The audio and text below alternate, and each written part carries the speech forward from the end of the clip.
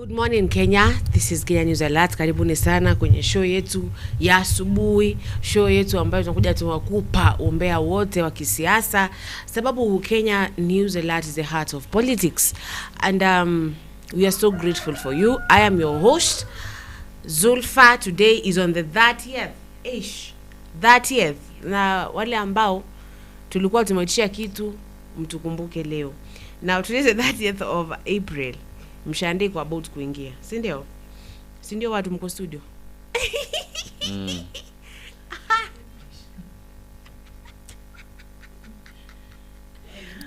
Please introduce your names. Introduce your names, people.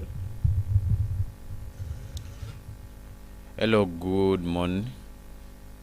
This is Plain Son Felix, and I welcome you to Morning Tea Show. You are welcome.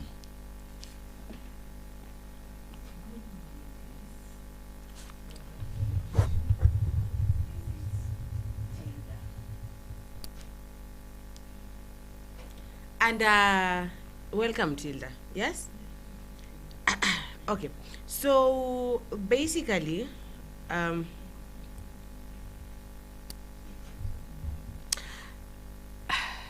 you know, nimeangalia pale nikapata hapa nyuma kwangu there's something different.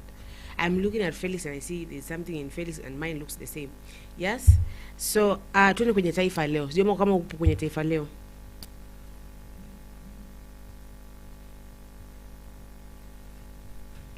Nataka tusome magazeti. Na before tusome magazeti nitawaombeni sana. Pale kwenye screen yenu kuna namba. Hiyo namba, it is there for you so that you may be able to communicate with Kenya News Alert and tell us how it is. How do you feel about our topic? How passionate are you about our topic? So, and as you can see, you see me wearing something new. This is a Marvin ya Kenya News Alert. I feel so sexy in it. Now, twende kwenye siri za mkutano wa Kalonzo, Matiang'i, Gachagua na vigogo wa upinzani. Serikali yamewekwa pressure ikamate polisi na wanajeshi walioua Gen Z. Oh, thank you. Na Wakenya wasimulia seneti kwa majuto kuadaiwa na serikali ya kuhusu ajira za ng'ambo. Would you start tafadhali kwenye siri za mkutano wa Kalonzo na Matiang'i? Tusomee. Let me clear my throat. Clear your throats. Okay. Mkutano mkubwa wa upinzani unaolenga kuunda muungano dhabiti dhidi ya Rais William Ruto kuelekea uchaguzi wa 2027 umeanza kwa mavutano baada ya kambi ya kiongozi wa Wiper Kalonzo Musyoka kupinga kushiriki wa mshirika wa aliyekuwa Rais Uhuru Kenyatta katika mazungumzo ya utenzi wa mgombea rais. Chama cha Jubilee kiliwakilishwa na mwenyekiti wa kitaifa Torome Saitoti.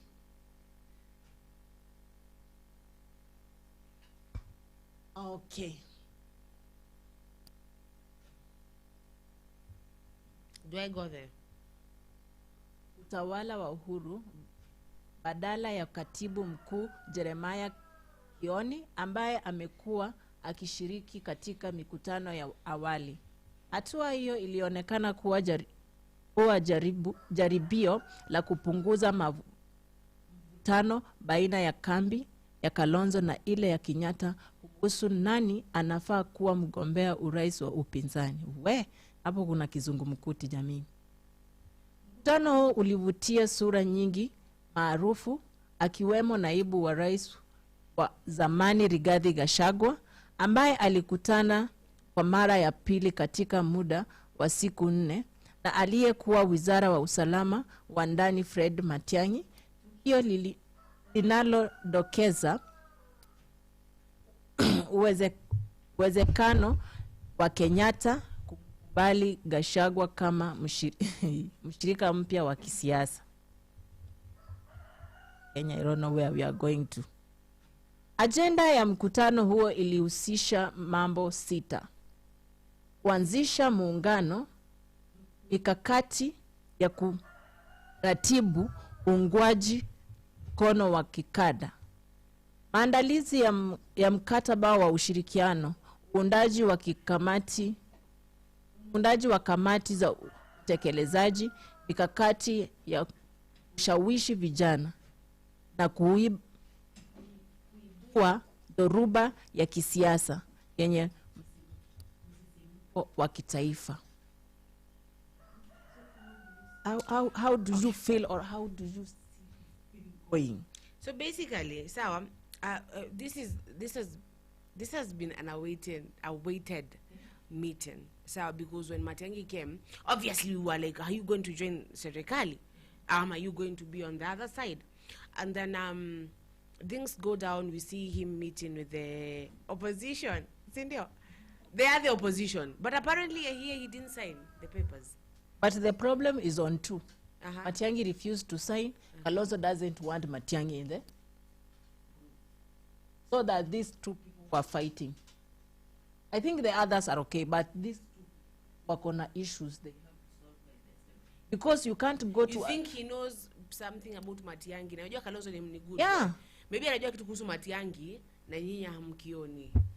So he sees something, but he doesn't even want to say. These people cannot sit in the same house. If they met and they went for a meeting and they didn't come for the agreement, wameenda kwa mkutano yao bado wanavurutana. That Kenya we are, yani, I don't know where we are, because when the leaders start kuvurutana hivi and we are the ones, we want them, they are the ones that we want to lead us. This shows that we are going nowhere. Sasa kama watu kama hao, anzeni tu kutoa maoni kwao. Anzeni now to think outside the box. Inside the box. Wakianza kuvutana ndani kwa ndani saizi. We need you to be united. We need you people to be united. I think right now. Everybody wants to be, kila mtu anataka kuwa opposition. Na kila mtu anataka kuwania. Unajua meeting lazima kama mmechaguana kama opposition, nyie mchague. Nini sasa mkae hapo mchague ni nani, but hakuna mwenye anataka. Everybody wants to be the rais. And everybody cannot be the president. Everybody cannot be the president. You know, this thing will bring confusion. This thing will go down really bad, because kama huyu Matiang'i amekuja hataki kusainia taifa kwa opposition. What does that mean? That means, do you want to join the government? And even Kalonzo doesn't want him in. Kalonzo doesn't want. Hey, tushaanza vurumai sahi. Tushaanza vurumai wakati huu. Na hata tujafika kwenye kilele. Kilele ndo kile pale, hatujafika. Bado tunaukua jamani. Ayai. Yani I feel so disappointed. When I saw Matiang'i come, so first of all, nilikuwa very disappointed Matiang'i from Kitambo, because when as Gen Zs we said we want you to become our president, he never really spoke about it. He was like, the way you proclaim your love to someone, you tell someone, I love you, and then they are like,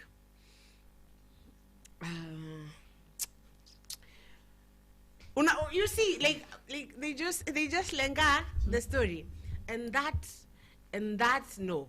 So akalenga story, tunaona tu Onyonka ndo anazunguka huku anasema Matiang'i is coming. Sasa ako Canada. So alafu we just keep on hearing Matiang'i is coming. But then, the way I see, Matiang'i want to be the president. Kalonzo want to be the president. And they're all at this when you think Kalonzo, and I love Kalonzo so much. Remember I said that Kalonzo is beshte babu yangu. So like that one does it. But I never see, with all due respect, I never see Kalonzo ever becoming, because Kalonzo does not want dirty business. And I think to be a president, you need to have some tricks up your sleeve. And Kalonzo ni ule good boy ambaye yeye anataka vitu zende. Ushaisikia scandal ya Kalonzo wewe? Isipule ya juzi wanataka kusema kwamba eti alikuwa na mtoto na rafiki yake, but that was a lie. That wasn't true. So Kalonzo is not that person who is ready to be eti nifanye vitu fulani ambazo he wants things by the book, and that is really good. Yeah. Sawa. But now politics mali zipo Kenya saa hii, you need to have some things hapa, tricks, magician wewe. So like Kalonzo, I don't ever see, maybe Alfred Mutua one day in future might become a president of Kenya, but Kalonzo huo muda I think do you think that Kalonzo is not shooting?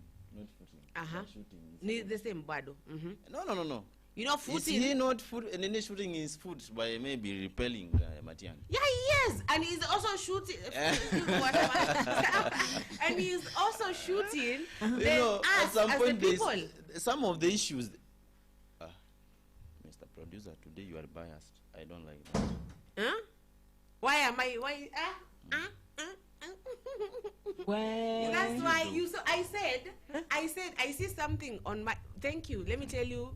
Thank you, Mr. Producer. Amesema so wewe peke yako. Continue doing that. But tutakuwa red sana. Manake everything for you is red now. thank you so much. So I was trying to say this.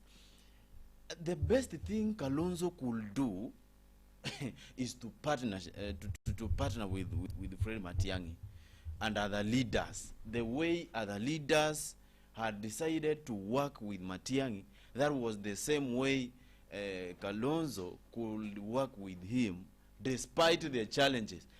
In case maybe kama Matiang'i akona any issue, sijui kama mnanielewa vizuri. Kama Matiang'i akona any issue, then it could be very good enough Kalonzo angemsaidia ku clean up that mess if possible, na if possible amfanye yani ajaribu ule udhaifu fulani yenye aliona maybe mtu akonao maybe anyeneza kwa anaweza waambukizia. They figure out how they are supposed to do what to end. But they need to be friends right now because it is for Kenya. Sasa menda meeting for the first time. It is not for you. Yeah. Let me tell you right now, if you're doing something for this channel, sawa, na sisikizani na Felix ama sisikizani na producer, sisikizani na nani, sawa, sisikizani na Tilda or any other person, kina Gabi wa kina Eriko, itabidi like I put my own selfish needs kando kwanza, and then now I focus on what? I focus on Kenya News Alert kwanza, and then we shall solve our differences kando. Lakini nikitaka kwanza I force my issues right now, it won't go.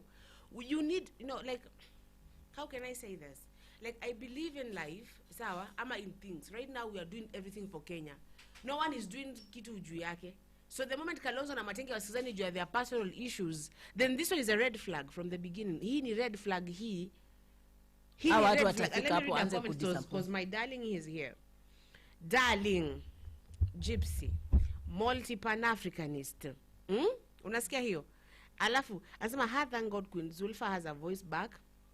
Let me tell you, darling, yeah, I'm shouting. Yesterday, even I shouted more, but nasikia hapa, a certain way. It's like, sawa. And then, sorry, I forgot, manners. Hi, the ground is hot. Let me tell you, the ground is hotter than a heater. Touch that one. You remember that challenge of hotter than a heater? And then there's plains on villains. Hi, happy new year. Long time, but a long time. Every time he's Gypsy's here, you're not here. And then Gypsy says, hi, beautiful soul. Always there to hold the Akiwalai. Hi. But yesterday you not hold this helm. You let us ban each other. You are just there with like, leo na wacha. Mpashane tu. Mpashane tu niwaangalie nikiwasikiza kidogo. Mkishamaliza, sasa niko ndani. So unajua kupashana sauti itaenda with just a second. I don't like shouting a lot by now. Why? You should shout. Sometimes you need to shout. Aya. Plains on. Gypsy, hi. Plains on Felix. How you feeling? I missed you. You did. You did. Yes, I did. So I was trying to say this. For Kalonzo maybe to show any difference between him and his colleagues, that will be very dangerous because they are not going to be united to fight against one person. And I'm telling you the truth. The fact is, if they start chasing their own interest, and if they start maybe having political interest, that will be the moment uongozi utakuwa pale. Ushaanza kuharibika sasa. Felo kuna vitu zinaweza nimesema maybe like tuone kitu fulani hapa itatusaidia kwa studio. But maybe mimi na Tilda tuko na issues. Inabidi eka issues kando. First let us deal with this thing. But kama mshaanza kuwa na personal vendettas before hata tukanyage kwa field. You're showing the other team your weaknesses right now. Unajua like in strategy I have to come and see nyinyi ni nini kinafanya mnakosana. Unajua hivyo? And then I exploit that weakness. I exploit it really good. Bwana Kalonzo. Jamani na tafadhali. Hapo sasa ni Bwana Kalonzo Kalonzo na Matiang'i wanafaa kuangalia issues. Kama it's just for the first time they want to make a decision and then amwezi elewana. That is the first meeting and that is the first red flag. So hapo kama ulikuwa nategemeo anza now start thinking inside the box on these people, but right now start thinking outside the box now. Tafuta sasa mtu mwingine sasa huko, because if you listen to what people are saying outside here, mostly Gen Z or other leaders, unaweza ona kweli Kenya is somewhere that inaweza chomeka anytime. Yani shamwagiwa mafuta kuwasha tu kiberiti. Basically kiberiti is washwad. It's like when unaona moto ndo ule kwenye ule. There's a day Felix hapa aliambiago ya kwamba one of our fans alitexting akasema sijui ukipita barabara gani kuna moto ndani ya forest, so wanyama wanapita hapo. So it's like you're seeing that fire there. You're seeing the fire because this is fire. This is fire. And you've heard what Eric Omondi has said. I was listening to Eric Omondi. Eric Omondi amesema ya kwamba, and I've been saying this, and someone tell Eric Omondi thank you. Such a wise young person. Such a wise person. And him, please, so, this is what they said. Sometimes, chukua mambo positive, yeah? They said that we respect, and we do respect, because these are the people who fought for us. These are the people who, that's why I'm here. If I see Dedan Kimathi right now, I will worship the ground that he walks in. I will worship it, because you are the person, yeah? So now, we respect Raila. Baba, any Baba. I speak the way I'm speaking here, confidently, and I could like go and talk about the president, talk about the government, talk about any other leader, because you, as Baba, you fought for the rights of us. Wakina Mambo Botela and those people. Let us go to Uhuru Kenyatta. Sawa? Uhuru Kenyatta was the best president ever. Sawa? And I don't think we say that because we feel a certain way about Ruto. Aya, and your father was one of those people who fought for this mighty nation. Sindio? Let us go to who? These people basically, walikuwa kwa serikali ya Moi, ya Kenyatta and huko. We do worship you people. We respect you. But at this moment, it's time to give out the power. It's time to be like, shika. Sawa? Shikini. When I don't know why, but how is your land? That is in kwenu. Inheritance mnapewa saa ngapi? Mnapewa saa yema mnangojea mpaka wanakufa ndo wako like shikeni. Mnapewa go hivyo. Inheritance. Okay, kwetu sisi tunapewa inheritance saa hii. Shika saa hii. Just go. If you want to waste it, waste it. Like right now, I know what I have. I know what I don't have. I know. So, you see? Like, they should just sema shikeni. And Eric Omondi masema kwamba, come 2027, there will be a new Kenya. It will be independence now from post-independence. Do you get? We already got independence. Now, this is post-independence. Is it post? Or is it post? Post-independence? Maybe someone corrected me if I'm wrong, but to shut, we are free now, but we need to be freer from the mentality of these people who have PTSD. Kumbuka, these people are battling PTSD. These people walikuwa hapa mkoloni akiwa ametoka kwenye nini death camps and concentration camps. So people have not really gone to therapy to deal with something independence. Sawa huko wako huko. So 2027 come, and I said this last year. Unafaa ukienda kuvote unaingia live TikTok. I am voting here. Sawa? Unaingia live Instagram, unaingia live everywhere. Because it is a new and they need to accept it is new. But mambo ya kwanza kuvurugana humu ndani, that one really breaks my heart. That one really breaks my heart to the core. Aish. Yes. Ngoja mpumzishe sauti. Niambie. Oh, there's the comment hapa. Sawa? Kuna Tilda, umesalimwa mara mbili leo. Tilda, hi. Hi. Kuna Prince Junior. Sawa? Anasema, hey Zulfa, here is your fan Hali, and let me tell you, I do appreciate you so much that I can't even say on this show. Nikisema sasa mtanifukuza. Aya, I missed the show. So let me, and we missed you too so much. Now, Kalonzo opportunity, this is Gypsy. As my Kalonzo's opportunity and days of president passed long time ago. Thank you. Long time ago. And remember, his Raila's shadows. He's never wanted to be the president. Yeah, anataka kuwa huku nyuma mahali, like, you know. Do you ever see? Ni watu wenye wako kwa group moja wataki wanataka tu kuchezea hapa. They don't want to move forward. It doesn't want to be forward. Yani mtu wao pia naye hataki kuwa the president. Anataka tu kuchezea hapo. This I think these are people made of just disturbing, kusumbua watu hapo tu nyuma kukakaa tu hapo. That is that. And we doesn't want those people wenye wanataka kwenda mbele, wakifika hapo wanarudi nyuma. And then unajua mimi kitu yenye nanishtua kidogo, it is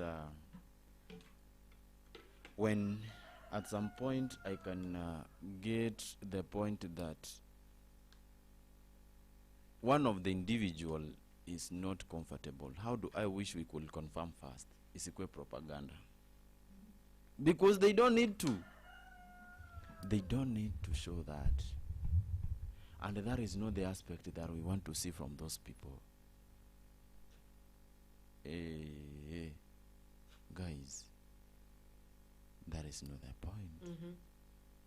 That is not the point. If these people were to be united against one person, then there could not be, they were not supposed to show up their differences. No, sasa washapea Ruto nguvu. Hapo washampea. If right now nataka to split mtu. This is rule 101. Let me give you the tricks. Sawa, you look at someone, kama sini group nataka kuingilia Kenya News Alert. Wakuja wajua ya kwamba nilikuwa na dating Felix tukakosana. Ama Tile alikuwa na dating Felix wakakosana ama producer. Si ndio? So kuna kale ka animosity between you two. Ndakuja place huko. Nikuambia mabaya kuhusu Felix and then I go to Felix and do that. Na nisakwambia Felix alisema kwamba uongee vizuri kwa mic wewe. Na nikamwambia, then I say, unajua Tile alisema unakaa vibaya kwa kamera. And that is that. Insecurities and there. That is how. Now what if now the president approaches Matiang'i? Because ashaanza kuona mnaona Lord. Mnavurutana tu. Anaambia Matiang'i hao watu hakuna venye wanaweza kusaidia. Si tulikuwa na wewe. Our president. Si tulikuwa na wewe. Si tulikuwa tunafanya kazi na wewe. Si mbona usikuje huko? Oh my God. Do you see Matiang'i becoming a deputy president? I see it coming. In the Ruto's nini, sindio? In Ruto's government. Yeah. No, in that Ruto's. won't happen. That won't happen. That might happen. No. Kama hivyo ndio washaanza. unasema hivyo, that won't. Because ameshakata amesema isi opposition, haizi kuwa opposition. Yeah, So si what does that opposition. mean? Nani? Matiang'i. Matiang'i, nani mbona aka opposition? Kama haipo opposition, what does that mean? I'm going to join forces with the president. Let me say something that Gypsy has Sasa told acha me. kujichazia. But No, this is politics. it's there. Correct Gypsy. Ameniambia ya kwamba, no Zulfa, we don't worship. I think I have been extreme. I'm extreme and dramatic. You know that. So we don't worship these people, but respect them. We do. You don't worship human beings. Yeah, of course. Yeah. This is the problem. Why Kenya will never progress. Oh my God, no. I'm part of the problem. I should work on myself. So, but the thing, you get the thing I'm trying to say. We do appreciate every effort that they did. I'm going to withdraw that sentence. We don't worship human beings. Yeah, and yet we do not. You can never worship a human being. Yeah. Because our God, Lord, is jealous. So I withdraw that one and I apologize to the house. Sawa. Now, let me say again. I'm loving Zulfa's examples and dramatizations. Oh my, I love this. Take over. We're going to the next. Actually, we have already reached. We have reached. Let us continue with, because this is the topic. Okay, yeah? okay. We continue to the topic of the day. Yeah. Or of the time. It is in fact, it is the topic. But Tumeingia tu directly because it is 27 presidency. Now, Salasya, I love Salasya. Right. Because they speak their mind. Kuna hiyo video ambayo producer atacheza baadaye. I don't know if you've already given the link to the producer. Okay. Felix has it, so they are going to give it to the producer. Now, what am I saying? Ulinipatia video ya. Ulipea nani? Anyway, producer atacheza. Sawa. Cheki, unaona before we proceed. Nilikuwa nataka kuwafanya muelewe kitu hapa. Unaona the moment somebody anaweza onyesha vile ako so supportive. Unaona vile anaweza kuwa so supportive. But at the same time apate like kuna mtu mwenye anamdrag back. Mwenye anampull back, not to call him drag back. Dragging, pulling.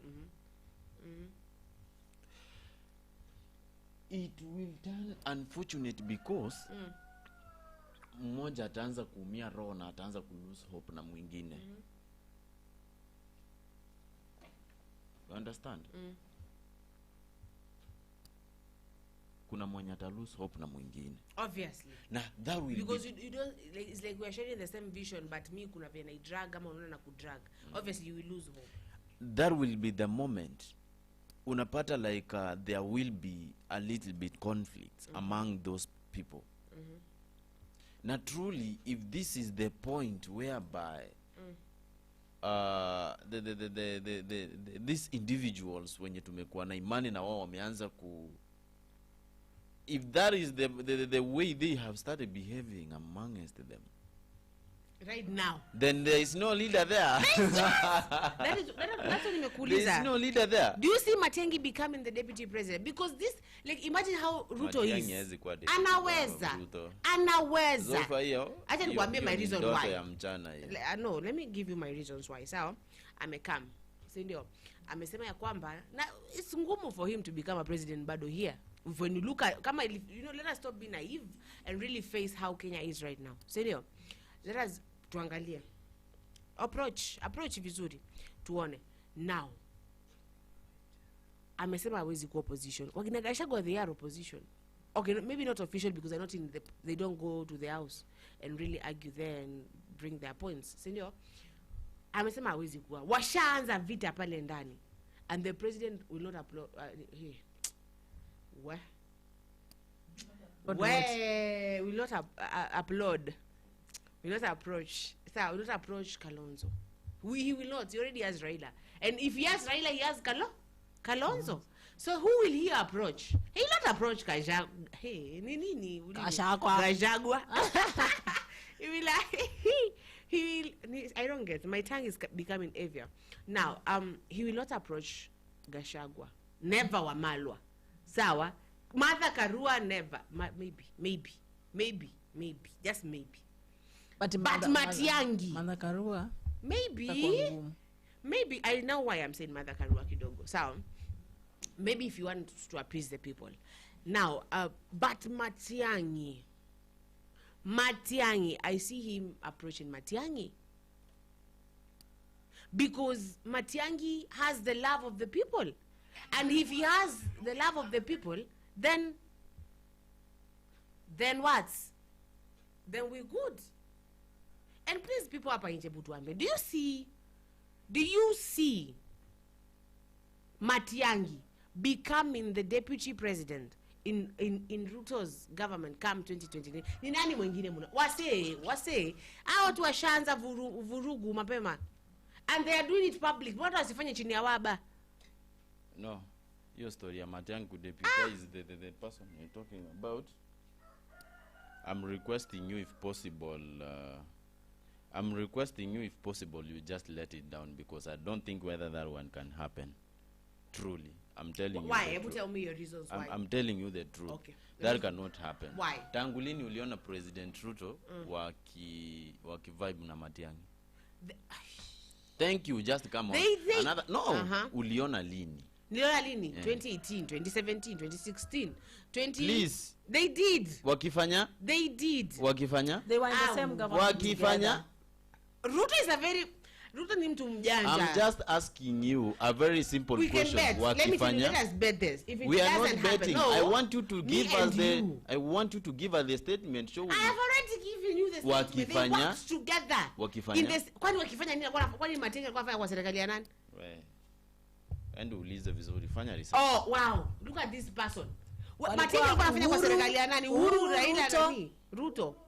Let me ask you a very simple Matiang'i. question. Look at I this want you person. the last meeting you saw Matiang'i wakiwa pamoja na President Ruto. Ama even before then wakiwa How you akiwa deputy. serikali na serikali. I'm just asking you. Who Matiang'i used to work where? He used to report to deputy, because the deputy is the what? Someone told me yesterday, something of security. So he used to report to Wenye unatutazama tafadhali mnaweza jaribu kuchanua huyu mwanadada. Naona ni kama chanua bro, tulia.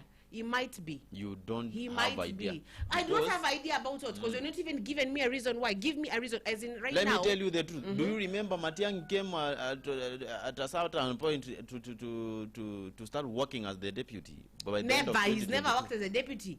He's never worked. It is because Zulfa, you don't See know. now. You hujafanya Who was the hujafanya deputy? research wewe. That was Ulikuwa you unaishi Kenya assuming. gani? That was you assuming that he's working as a deputy. I mean, we did have a deputy. Hata kama the deputy and the president were not friends. Unajua pia skando, sikiza wewe. Unajua skando yenye Na ilishika useme Gachagua wewe. iliwahi shika Unajua Ruto na jinangu? Uhuru. Unajua jinangu? You don't have any Do you know idea my name, concerning this Felix? issue, I Say think. my name. No, I don't know your name. Say my, it's Zulfa then. Thank you so much. It's Zulfa, yeah. Zulfa. Nimesikia jina yako. I'm For the saying first this. time. I'm saying this. Do you know there was a time that President Uhuru were not working Yeah, we all know together back in with 21. the deputy president Yes, William Ruto? yes. Who I mean, was that's why working Nyamaza with alikuwa sababu President mwenye hata Uhuru hujui. by that time? Let me tell you. Who was so close the to the moment president that by that time? Uhuru and Ruto broke up, that is the moment Ruto went back to Murima. Everybody, but maybe you do not know, Felix. Let me educate you. So the moment they broke up, the moment Ruto and Uhuru broke up, that is the moment that what? That's No, I need to be seen so that people can get the you point. need to be seeing what is happening behind They you. need to see me so that they may get. Sawa? Now, so the moment that they broke up, that is when now, you know, kumbuka, let us take it this way. It was a marriage between the two. Sawa? Between Murima and the Rift Valley. And it is now Ruto who was married in Murima by Uhuru. So the moment they broke up, he went to the in-laws and he was in-laws. Simona venye mtu amenifanya. Simona ameniacha, ameanza kushikana na Matiang'i, ameanza kushikana na Raila, ameanza kushikana na nani. That's how actually he got votes from Murima. Felix doesn't know that because Felix hiyo time alikuwa kwa bado huko in Matokeland. Sawa? So now that moment, yeah, kidogo Uhuru akaacha bibi yake. It happens in marriages. But they come back together. Okay, I didn't think they ever. But I see it, Matiang'i working with Ruto. People bury hatchets. Have you ever heard that? Let us bury the hatchets. People do bury hatchets. I'm going to read comments here. And then as you load that, you load to pole pole. Najua saizi ina buffer. Let it load. What? Sawa? Saidia huyu mwanadamu. Yeah, Saidia huyu mwanadamu ajue vitu anaongea. Nani anasema hivi? Gypsy says, thanks Queen Zulfa, you know you're always welcome. You're one of my favorites. Like, no, you're not even one. You're my favorites. Okay? And then be very careful, Gypsy, though. When it comes to that point, be very careful with this lady. Anyway, I'm saying this. Nakuona wewe mtu No. mwenye wivu. Gypsy says, No. Kenyans have never voted outside noises. I've already nominated their people, including Matiang'i, who is Uhuru's project. Ruto will be thrown because he's not the colonizer, darling. The colonizers, but then he's not. He's not. Colonizers, the moment they released the BBC documentary, send the colonizers. That was a stand to show we are not behind Rani. Now BBC in England actually, and the Britain colonized us. So we have always been a colony of Britain. You get, that's why you saw even the prince was here. It's a whole thing. It's a whole thing. So you need to really so basically he's not a darling anymore. Maybe that one is Amrusha. But who do you see? You know, I don't even see a leader right now anywhere. In the people that are here, I don't have sina mmoja. Maybe waseme Babu ama Sifuna. Babu, Sifuna, I would stand behind one of those two. Sawa, but the people hapo wa generation ya Moi, I don't see. And then they're like Zulfa. I need to educate my brother here. Wait. I need to educate you. Gypsy, if you really, okay, if you can really be open-hearted enough, do you really think Matiang'i will work together with President Ruto? And if yes, please make us understand why. Because I cannot trust whatever the somebody here is trying to tell me. Because I really understand very well that there are some of the activities that Matiang'i could do when he was a CS, mostly when he was an interior security CS, that went contrarily with the deputy president. I don't think whether that will happen though. So the best thing this list of mine should know is that Matiang'i working with President William Ruto, the probability is not as high as possible because. But who might he approach? Swali. Okay, 20 pole pole. Kwenye huu group ya Wamunyoro coalition, who do you think the president might want to work with? Angalia tu vizuri. Kwa hao watu kuna Amalwa, Kalonzo, Mathakarua, Gashagwa. Mwenye anaweza ingiza mwenye anaweza approach. Yeah, ingize box. Amwambie amdanganye kama huyo mtu atakubali. But nani anaweza approach kwa watu wote? Angalia tu vizuri. Sini wote. I see approach Kalonzo na wewe. I said he already has Raila. And if he has Raila, he has Kalonzo. Sawa? Hata kama Kalonzo ako huko mbali, he's there. Wamalwa. That one, I don't see that one. Do you see that one? Wamalwa and Ruto. Ebu see it vizuri. Mathakarua and Ruto. I don't know vile umefikiria. Watu wote wenye wanawatch hapa wangekuwa wamekujibu though. Walijibu. Matiang'i work na President Ruto. Anyway. Kama ita happen, I'm telling you. Maji atageuka yakwe blue. Maji ashageuka kwa purple sahi. Maji alishageukaga kitambo. Look at the color of water right now. Please, will you give out convincing information? I have already given convincing. I say you convince. Which one? Which one? Felix, let it buffer. It is buffering. At some point when you are drinking tea kwenye tea room, ndo utakuwa like, Zulfa enyewe. But right now you see it's still buffering. So, Tilda, tell us, what do you think about these things that we are talking here? Do you see Matiang'i working through to? Wewe sema your own. You are already given an answer. Read there. Okay, let me read Gypsy's. Gypsy says, Matiang'i will never work under Ruto. Matiang'i will never betray Uhuru. Remember the Eurobond. Now, sawa. But does Uhuru... Wait. Wacha kujitetea my sister. Sijitetei na I want you to internalize that statement. It is internalized. And try to relate it with what I was trying to tell you. The good thing with my brain is it does fast. No, sawa? It does fast. Very Let me fast. tell you the truth. Skiza. Tukona China phones and other phones from the other side. But a Samsung phone, though. Zikiwa very zinatengenezwanga very Samsung fast. phone. Can you compare Samsung phone with any other phone? No. Samsung iko huku. Now I am Samsung now. Let us. Where? Hey. Okay, what am I trying to say? I'm asking a question, sawa. But do you think that Uhuru would want Matiang'i to influence Matiang'i in the government? Hata kama it will mean to work with his enemy. Hata kama, sisemi watafanya tu wakiwa bonded eti ni marafiki. No. Sometimes in politics you just have to sit with someone kwa kiti moja Mtu amesimama wapi?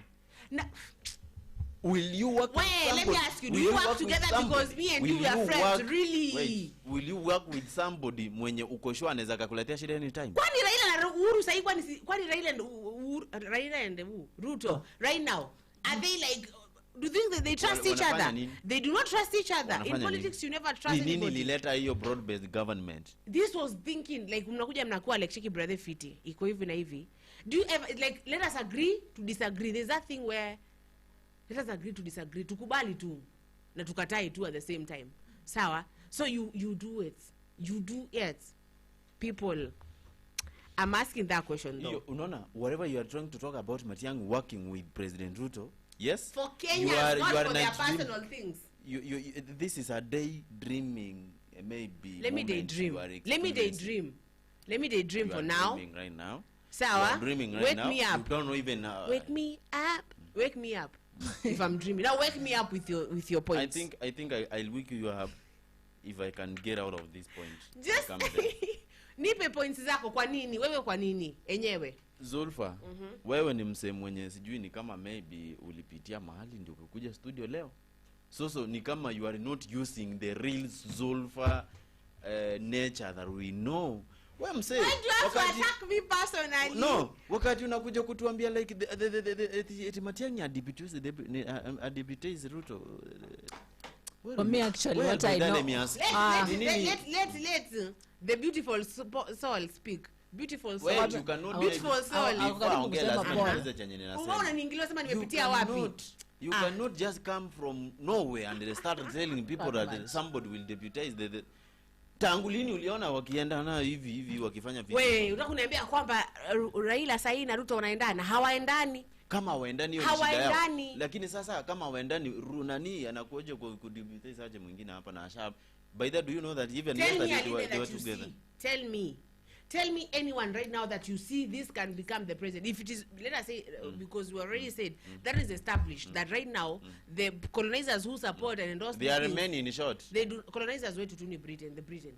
Now the Britain is not behind Nani, Mr. Ruto. So that one gives us like a kind of leeway there. Hey, Junior, I don't know Matokeland inapatikana Uganda.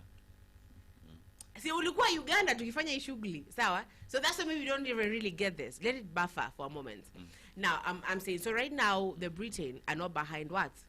Ruto. I love Uhuru. That's why Uhuru inatoka. Ruto. So that one gives us like kind of, I'm going to say a porthole pale mali. Now, who else enyewe? Because kama Kalonzo na Matiang'i na hao tushaanza ujinga saa hii. Do you see anyone there? And basically, we don't want a leader that was here who has the mentality of the colonizers. I've said that these people still have PTSD. These people saw their mothers being killed and their fathers being killed. That's why they are the way they are. Sindio? Walina shushu yao akiwa kwenye walina shushu yao akiwa kwenye colonizers camp. We all know this history of the colonies and all how it was and how it was really bad. Sindio? So these people have not even dealt with that. They have generational traumas and all that. We respect you though. Who do you see? Because me I see Babu and Sifuna who? Niambie mwenye usemea mtu wa 2030 wa 1950. Unaniuliza mwenye atadebutize president Ruto? No, I'm saying nisikize. Akibona za umepita wapi? Mmeanza nini jamani? Mmeanza nini? Nasema hivi, tunaona ya kwamba acha nitumie Kiswahili. Tunaona ya kwamba ni kama ambaye watu walio to colonize sisi ambao sasa ni wale watu wa Britain, the Great Britain, okay? Saizi, the moment that the documentary it get released, that was them showing us that anyway this president we do not have faith. And then the people who endorse, whether we want it or not, we are still their colony, kind of design. Now, wako like we do not want this person. So that one gives us as Kenyans the thing to say, enyewe kuna venye kama hawa support basi. Sindio? Anaweza toka, anaweza kosa kuja 2028 tena. Sindio? Aya basi, angalia Matiang'i. Angalia Gashagwa, Wamalwa, Mother Karua, those people, Kalonzo, I'm going to say it is darkness. For them, the doors and the windows are shut. Or corridor, like a corridor, hakuna mlango inafunguliwa for them. Sindio? So basically, who do you see? Who do you see? Will do what? Can become the president of Kenya 2028. Tutoe hawa watu. Tutoe hawa watu wa kitambo. Because as Eddie Commander said this beautiful morning, or yesterday night, because I just saw it this beautiful morning, so that we want Ruto to become the last of his generation to ever rule Kenya. We need a new era. But now in the new era, my sister, whatever you really need to know. In a moment, I want you to jibu me this question. Kwa hiyo parliament, ama kwa hiyo government, who do you see? The young people, not the old people. The young generation, the new generation. What are Henry Tudor? How wasahi sasa? Who do you see? How wasahi? The akina Sifuna wako sawa? Akina Babu Wino wako sawa? But when it comes to this story of 2027 and 28 and onwards, hadi 32, sawa? I'm very sure siwezi piga kura mali mnaweza dhani eti ninaweza piga kura nipigwe ngumi. But let me tell you the truth, no president in the Republic of Kenya mwenye atawahi ongoza for 5 years. And this is what you really need to know. Hello, and what if happens? Then it will be a history. Yeah, and we want it to be a history now in Kenya. Ngoja. Amesema no president will rule for more than 5 years. Ama umesema aje? Yeah, mwenye ame rule for just one term. For history. Oh, yeah. And maybe we are trying to make history right now. Maybe right now we are trying to make history. And We're that's trying to what make a you- new but- history. but That's that's like what lazima you want. itiingie, lazima miaka 10. It's You not can a make a must, by history. the way. It's not a must. You guys, you're deserving to make a history. Yeah, we have to make Let a me read history this. of Ruto. Yeah? Right now we want new generation, new people in the government. Wenye tumezoea, unajua there is a time nilikuwa napitia kwa media. Wameweka wale watu watunywele. Yani sasa in the 2027 2028 we want to see yani to ready to box yani tu watu tu, and we want those leaders set because of tunywele or because we want those people who will think about Kenyans, not, and then those people who can not listen to his people but listen to the people. You understand, fellow? Listen to the people, not your people. You know, most of the things zinasikizwa our president huwa anasikiza from ile watu wake wanamwambia fanye, anasikiza, lakini asikize hao wa nje wanasema. Unajua ajui what ground, kwa ground ajui venye vitu ziko. Yana tumaana tu anakuja anaambiwa, sawa? Akishaambiwa yana take over, anafikiria venye anafaa kufanya, anafanya. That's why tuna get to the point mpaka nakwambia mimi nafanya venye nafanya nikiwa president. Wewe time yako ikifika utakuja ufanye venye wewe unataka. So basically anajua. Yeah. Anajua he might not come back. Hata achukue the brilliant lawyers that he has already taken and all the brilliant minds. So guys, according to the information you have right now, you will make a history. We want to make When history is made how? History is made this way. Even Ibaki, there was once in Kenya a one-term president. Yeah. By the And name that is William Ruto. Ruto Kipchirchiri. So let me read this, yes? Let me read Gypsy's. Apale kuna Prince amesema Timatoke land was just chilling. Let me tell you, Prince, this person was there as you were doing these things. That's why I need to explain. Now, Gypsy anasema, niache. Ruto and Raila are working underground to disposable Ruto to protect the Uhuru and Raila's family businesses. Thank you. Ruto will be on his own to answer the diversion of the Eurobond. My people, let's not sleep. We are not sleeping now. Gypsy darling, we're not. Zulfa is sleeping. Kama mahali anaweza fikia. If you can get to the point that these two people can work together. Can work. Because thank you even Gypsy for bringing this. As I continue to read the comments, let me tell you. Kama Matiang'i ni project ya Uhuru, as we all know. Everybody knows that. Sindio, unajua hivyo ama ujui ulikuwa bado matoke? Unajua hivyo? Sema yes or no. Do you know that is a project? I think I understand. No, I understand because these things better than you do. Oh, you so do. Unless you question me, then I I'll ask respond. a question though. Yeah? I know. So,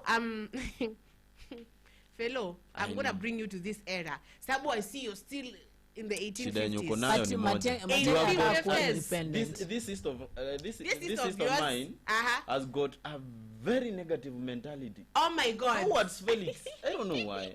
You know, Felix, I Sasa like you era so gani? much. You're my Era brother. gani? Kwa sababu You're my brother. kukwambia like these people can't work together, that's why you are referring me to that era. No, Have because you you're still seen there. any aspect that can You're display still that? there. You're still Have there. you seen any I'm trying to display? like bring you back Because in I time. want to tell you that I'm- these people want to work together. Yes, okay. No, I'm trying to bring my brother in this era. So what am I trying to say? Kama mmesema Uhuru, nani Matiang'i is Uhuru's project. That means that Uhuru will take any risk. So wanataka protect business zao. As actually I heard that their businesses were not even taxed. Zilikuwa zinaishigi hivyo, they are not taxed, they are not what. Business are Uhuru, Raila and these people, the royal, let's call them the royals of Kenya. Sindio? Kama basi Matiang'i ni project ya Uhuru, this means what? Means that Uhuru is willing to just bring it, amweke tu hapo kwa government. Whether yeye ni deputy, any just akue tu hapo ndo akue, I'm protected as Uhuru, I am protected as my businesses, as the royal of this, I have someone in the government. So basically when you're someone's project, you haubongi, it is them speaking through you.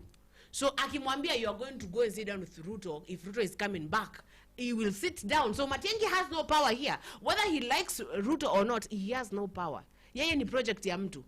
If someone, So that is why you are saying that they are going to work together. yeah, Yes. they might. Okay. You get now. Unaona nimesha kubring. Naona uko pale 1950 sasa unakuja.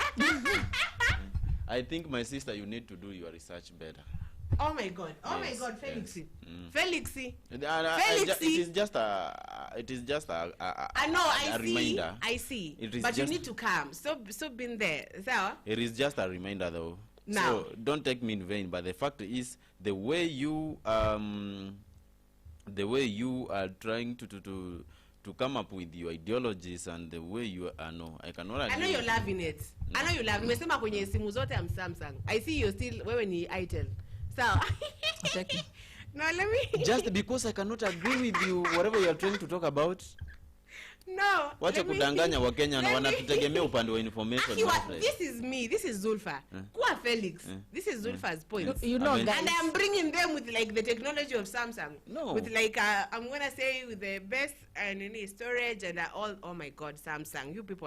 You people should be blessed. Zulfa, didn't they pay you to Gypsy. advertise them? Samsung people, Despite I will advertise consulting, for free. despite consulting the internet, I don't know even medieval can maybe make she could interpret that name medieval. Will you tell me what is medieval? And Medieval, if yes, yeah? and if yes, tell me the The meaning of duration. medieval. Yes. It is the times back. Yes. Of what? Uko, the Stone Age era. Give me the duration of years. Basically, it is The range of the years. What do you want me to speak or not? What was You happening know, I during still that think time? where you're still uko kwenye Homo sapiens. You have not even really discovered fire. Just Who because I discovered- is it cannot Homo agree with you? erectus, Homo the Homo sapiens who discovered fire. Wait, just uko because- bado in darkness, the dark era. It's okay. Thank you so much. You're not even discovered the will. You're still there. Okay, so Thank you. Come pole pole. Okay. Okay. So now, let us continue. So maybe we should vote governance from diaspora, not recycling. Please tell me some of the people in diaspora. Nani wako huko? Who are there that we can really? Nani wako majuu ambao tutaweza sema huyu we can vote for them. This one is good. This one maybe has an advanced. I would vote for someone like Martin Deto. Martin Deto brought me. Era mikoga niko medieval. Martin Deto called me and we talked, and the points he brought. Someone please greet Martin Deto. Sawa, so much. Amsalimie sana. Namwambia ya kwamba tunamisi hapa kwenye hii channel. And then kuna Prince amesema I don't think the two can work together. And I think that I have given some points where maybe kidogo I can convince you. Kidogo. Junior, we are in medieval period when we say that nyinyi na Junior mko huko. Najaribu kuwaleta hapa. Okay? what do you think Matiang'i does in Tafa? I've said, yeye ni project. Wakati we ni project, let me ask you, you're a project of, let us say you're a project of Kenya News Alert. Yeah. When you got there, do you speak as Felix? Ama you speak as, ata baja kuna sema Felix of Kenya News Alert. So when you got there, as long kama hujaenda peke yako, you go there as a project of what? Kenya News Alert. So you will speak whatever the boss, basically the boss will speak through you, not you speaking. So akisema kwamba ukienda mbali kwenye ule choi, sawa? Huseme, utasema kama, basically this will be our boss. The boss of Kenya News Alert is the one who will be speaking through you. So kama Matiang'i ni project ya Uhuru, obviously is Uhuru speaking. So Uhuru amesema hataki kuwa kwenye opposition through Matiang'i. Please come for me. Hebu kwanza leta hiyo video yenye uliangalia. Tuisikize. Video haijafika. Ya Matiang'i akiongea hiyo. Please do that, my dear sister. Sawa. No, do it yourself. Niache. Sawa. Then this gypsy says, I will bring. So, okay. So gypsy says, "Ha, Tilda, sprinkle the sugar." She was just here like, That is what they always do. Yeah. And then but Peter says, two against one, but I don't think they can ever I don't win think me. even Tilda hapa kwa katikati. Na sprinkle sugar basi. Au sprinkle kwa stories zingine. Sawa, but here just sprinkle amekuwa like pale like anakoroga tu. Like Peter, thank you so much for coming. There is something here I want you also to at least get it. According to the information somebody is trying to share here, which is biased and not convincing at all. Peter, let me ask you a very simple question. What will be your view when it comes to the point that the president of this country will work with Matiang'i come 2027 and the rest of the years towards 2032? What will be your view? Anyway, ukiendelea kujibu hiyo, wacha nimsikize. Tilda, what were you trying to talk about?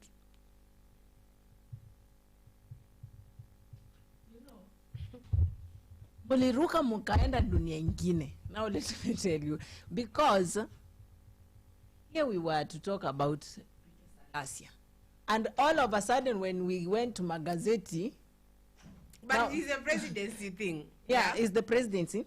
Now we were to Salasya because finally he has come up with a manifesto. Amesimama kujitambulisha kusema going to vie for the presidency in 2027. And he has already told the people, yani already akona manifesto, what he will do for the Kenyans, what he will do for the vijana, for the youth, what he will change in the government that is there. And that was, he was telling the Gen Zs and the other coming generation what he wanna be, what he gonna do when he'll be the president. In spite of these other presidential candidates that are coming, but they're not making sure what, they're not sure with what they want. Already they have met. They had a meeting yesterday, but hakuna kitu wameconclude hapo. Sawa, they are still bado wanavurutana. So beside these people, we have other people that are coming up with the presidential thing. So we were to say here, or we were to ask ourselves, will this person manage to get to the root position? Will this person? Which person? Okay. Because he has given us the manifesto. And I think we have the video we'll put, we'll give our people to watch and see and listen to the manifesto of Salasya, what he's saying. Yeah? Kila mtu afikirie, because si yeye wa kwanza amekam hivyo. Kuna wale wengine bado wanakam. Hawa wengine wenye walikuwa meeting hawajagri bado wanavurutana, but I think they'll come, sit again, na wapate jibu ambao wanataka. Because if you are in a meeting and you are 2 or 3 people and you want to choose one person but 2 are coming up, inafaa tena mkae muangalie nani tunafaa, tukae chini tuangalie ni nani ambaye atachukua hii nafasi, ni nani ambaye anafaa, mwenye tunaona kabisa anaweza enda na make sure Ruto is down. They have to come. They have to come to that conclusion. If they start fighting now and it's the first meeting, meaning that these people are not ready. They're not ready. And this means that they're giving Ruto the strength to stand firm and say that asubuhi na mapema nitakuwa nishawapeleka nyumbani. Let me read this one for Gypsy. Yeah? Amekujibu Gypsy. Amesema kwamba middle age is the 5th to 15th century. Sawa? And then Peter says Felix Matiang'i is a good guy, that's why he was not in good books with Ruto during Uhuru government because he didn't want dirty deals. And then Gypsy says Peter Salasya is a great person. We all know that, yeah? And but not a presidency material, not a chance for Pete's sake. So even for his sake, of which Pete is different, but you get. Now, Peter Salasya ni one of the truth sayers, yeah, in Kenya. You know, right now we have this, the truth. Hey, this could be a really good movie. The truth sayers and the false, the lie sayers. Something. I'll think of it as I'm writing scripts later. Now, ni mtu mzuri, anaongea mambo ya kikweli na haogopi. Unaona? Haogopi. So basically, he is a good person. But, akakuwa president wa Kenya, will have failed as Kenyans. For real. So kubaya, we would. No matter, I said only 2 young people I can see. Babu and Sifuna. Salasya, yes, because kwa amefanya mambo mazuri. I was talking to the producer and we were saying, Salasya akakuwa mjanja, anaweza itisha ugavana. Maybe kwa ugavana, anaweza kuwa nini? That one there, that one he will get because he has the youths, even some of the elders are like, whenever we see the future with you. But maybe akuwe governor, amachue kidogo as we are continuing, and maybe later in like, I'm going to say in the 2080s, he can become the president. How do you feel about my brother from that land? I'm a little bit convinced by that statement, but by now Thank you. this is not the right time for him to be the president of the Republic of Kenya. When do we really want somebody mwenye anaenda kulea kwa klabu na anatuonyesha vile kuna warembo na nini vitu zingine? We don't want that. You want, then one is perfect though. I think we want a true leader who shows that, in fact, I think, I'm sorry, please, some of you will be like, what? But I think we need someone like client sometimes. Someone who shows us that we all know the client. Yes? Yes? Yes. Even I think the people out here who know the client. Now, maybe we need someone like the client. Sababu anatuonesha, of which the client does it extreme, but shows us, apart from me being a person that you're looking up to, I'm still a human being, so you can look. Tena unaweza niangalia hivi, uniangalia hivi. You get? Because I'm still human. The fact that Peter may respond kwa kitu yenye nilimuuliza, I just want to correct you guys that Matiang'i will never be under the likes of the president of the Republic of Kenya by now, because they could differ in many things when they were in the same government. And at some point, when somebody is maybe against what you think you are going to benefit from, then that person will not be your favorite. Umenielewa? So Peter amekujibu vizuri sana hiyo. But I've explained my point, of which you just said. How do you explain namna gani? You understand kitu even if you unasema. can polish it in any I'm not way, polishing it. you cannot convince Kenyans that your point can make sense. In fact it is not make Awe babu. Hebu tila tuambie. Matiang'i labda simame.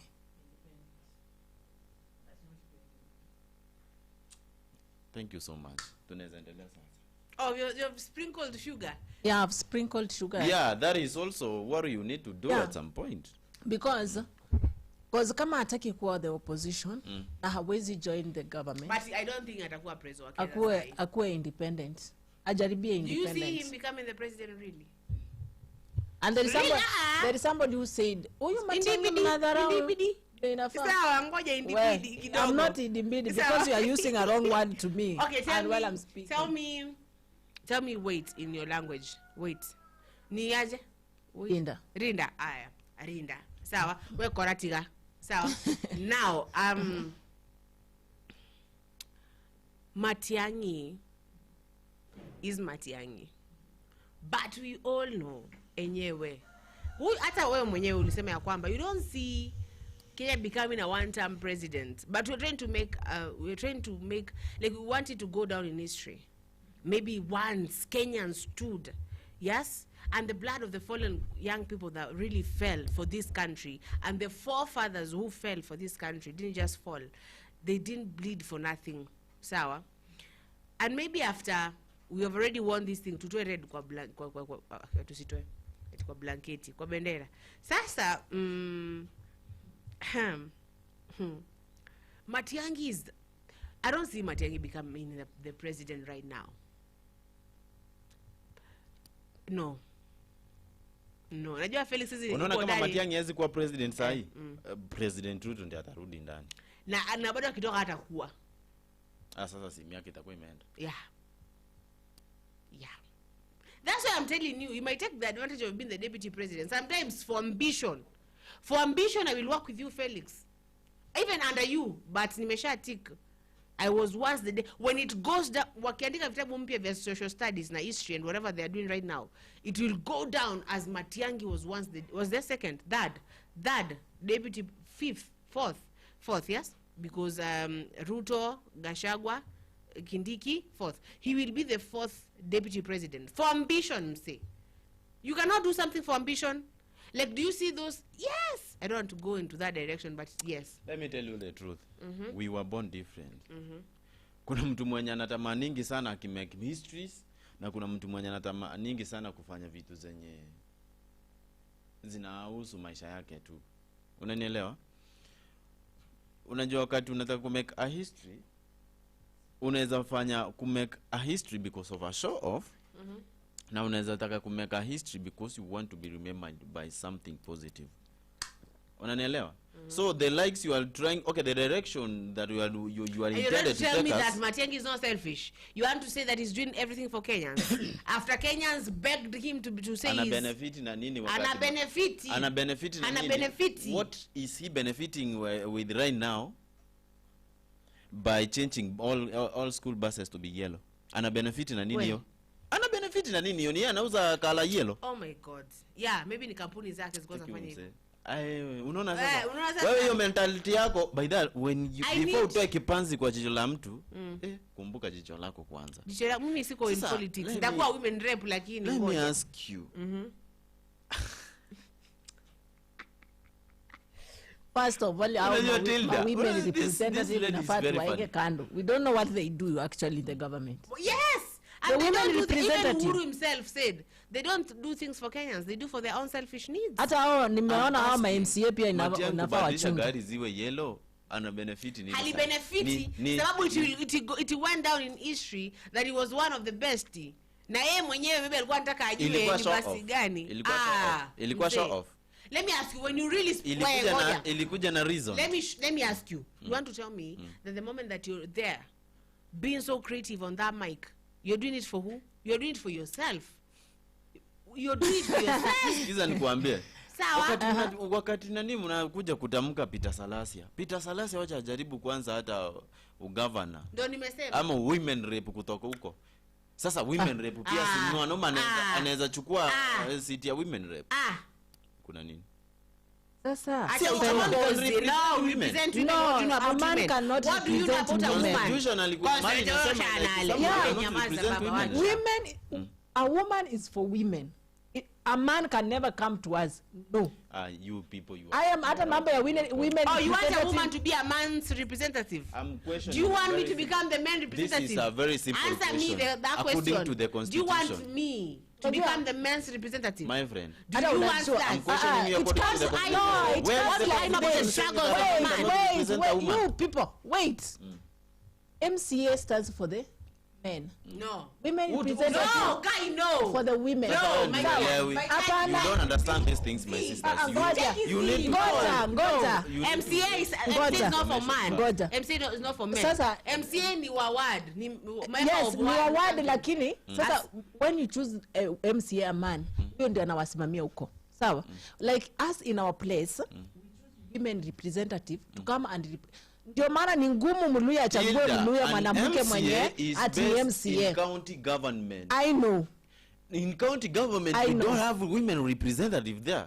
What? So that county government can be occupied by anybody, either not anybody, any gender, either a woman or I know, a I man. know. That's Thank what- you so much. I You know. know. Unajua Then kwa nini where is the nimekuambia- constitution saying that? Kama nimekuambia Wait. sikiza kwanza Where is the constitution saying that Shout- any shout person the mic, shout the I mic. know- I is don't know how supposed to to shout. represent Felix! women should be a woman? Felix, listen to Tilda. Go and get formal information. wewe unakuja hata unatuambia Sema. ati tuchukue mwanaume asimamie women representative. Sasa aje sasa ati mwanaume asimamie women representative. Hao watu kwanza Ako proud na hiyo statement. yes, He withdraw and apologize to the house. to the women. I cannot withdraw. To the women. I want you to tell me yes? where the constitution is saying that the women representative like for seat you to should show me only where divide by women. the men are allowed to Mbona be the inaitwa women? women? Mbona Show inaitwa us. women representative? Women Mbona mimi nimemuuliza representative. swali ngombe, do you want me to become the men representative in Kenya? You can, I can. if possible. Utarushwa In fact, I will run back to the medieval era. Hakuna mwanamke mwenye ni president in the entire world. Ngoja usikie Jeeves Huyu mwanamke anasema, anafanya ngojeni. ati Achana na hiyo story ya. Order. Amesema aje? Let me hold your hand. Let me hold your hand. Haven't you seen any a president who is a woman? President? Yes. na Suluhu. Sasa si ana represent Yes. wanaume basi kwa hiyo nchi. Na Ni sasa wanawake pia pekee si wanaweza. Okay, that one is a president. That is a president. Inafaa any gender. You guys, you need But to for go women and get information represented- from Show me. Stop being Show naive. me. Hello. Show Hello. me where the money is. No, show pole. Stop being naive. Show me. ndio dhana hiyo. Usije kutumia maneno makubwa hapa. Hapana Zulfa. Tulia kaka nikueleze. Lakini Peter Salasya hawezi kuwa president. Hawezi hiyo nayo jaribu ugavana Peter. Jaribu ugavana. So ugavana unachua akili kidogo. But you know you have to listen to the video because kuna mali amesema is coming to be the president of 2027 but ana chama sawa. Ana chama ile wa chama cha DPL. So sikia. Anataka apewe kama ambacho atasimamia hiyo. Na kama hatapewa atatafuta chake. So the person when anakuja but ajui venye anakam. So in this direction. Yeah. And that's why the people, because we love him, yeah, and we want to treasure him as a young mind, we are telling him, why don't you try ndakuvurugia hii chupa wewe. Haya. Wacha kuwekea women rep. Wallahi wacha. Aende jaribu hata kwa gavana. Ama governor, ama senator. Sema aende hizo huko. Lakini not women represent. Let me read that. A man will represent women much better than a woman. Kwani hatujaona wanawake wakija huko streets? Let the women representative. Let the women representative be the women representative. Aki wala ni waike clip aki nitapata. Tunasema ya kwamba a man can lead what? Can represent women better. Oh, represent me now, Felix. Tell me the struggles that I go through as a woman. I know. Tell me. Kwani mimi ni sema sisi unataka women reps. Unataka women reps. I never came from Venus. I never came from Venus. I was born on this service of the Let me ask you. You have said that a man can represent a woman better than a woman can present. Mimi, oh my God. Hallelujah, people, why are you in the house? I want you to salamia Felix because anaongea sasa vibaya. Felix think you teba. No. Felix think you teba. Chenye ninasema. Unasema nini? Sababu how could you say that? And when I say you're in the 15th century unajama. Wamama walitusiwa. Ni mama yupi alisimama akashout? That's why wanasema tutoe women representative. Hata maana kwa finance bill hakuna women representative alikuja akaingia ama akakata. That's why. Sasa alifanya nini? Unaharibu. That's why you say feature what we are trying to bring our point. No. Our point has already been made. Kitu yenye niliona women representative they are doing in parliament ni kusema like kuongezewa pesa za kwenda sijui mabash na birthdays. That was not a women. Sorry. Who was that? That was not a women representative. Bring that was an video. MP. That was an MP who was saying that. Why? Yule mama anaitwa nani? Kuna mama fulani anakuanga active sana parliament. Alinikosea tena sana yule mama. Lakini yeye si so women representative. Ni member of parliament. Sawa. Women representative ambaye ametufeli sisi ni yule wa Baringo na huyu mwingine ambaye ni whip ama ni something speaker. Anaitwaje huyu mwenye anakonya nywele supu sana mkale. Yeah, Malisafi actually. I love that woman. I forget her name. Sawa? But that one has failed us. Because she was there when we were being abused as women. So please do not do that. Actually, say men can represent women. You do not know the struggles of a woman. I do you not know. So how many women representative we have right now when you wamefanya kazi ya kurepresent wanawake. Wamaacha anafanya job. To an extent, yani amekuwa one of the most rewarded purpose. Remember Babu Wino was rewarded as one of the most performing MP. Ni mwanamke yupi mwenye amekuwa comparing members of parliament kwani women representative parliament women representative kwenye parliament wewe hawaendi assembly hiyo kiti inafaa hata itolewe hata ya senate na government na government itolewe. I think you're born in the wrong era.